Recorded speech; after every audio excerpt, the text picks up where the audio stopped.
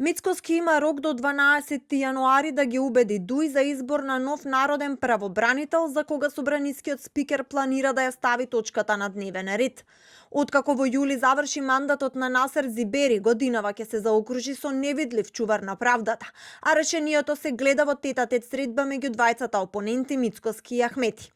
Неофицијално високи извори од Дуј за ТВ24 велат дека Ахмети е спремен за разговор со Мицкоски и дека таквата дискусија не е законски преседан. Официјално пак од партијата велат дека досега од Илинденска број 2 нема покана. Нема таква иницијатива, се друго би било преодицирање, сега за сега. Остануваме на досегашниот став со кој него прифаќаме тој кандидат. Тој е партиски војник и е потребен друг посоодветен кандидат.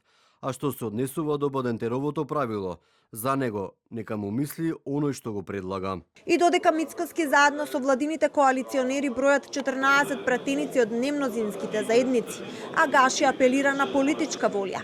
Од партијата на Зијадин Села порачаа дека новиот народен правобранител не треба да биде партиски кадар. Ние стоиме на истиот став кој сме го имале од секогаш. Народниот правобранител не треба да биде партиски кадар или предложен од влада. Тој треба да ги брани правата и слободите на граѓаните, особено кога тие се загрозуваат од власта и од институциите. Денеска на координативен состанок во Законодавниот дом Африм Гаши пред представниците на политичките групи го отворил прашањето за изборот на нов омбудсман, но само технички, односно разговарале дека треба да има дискусија за ова прашање.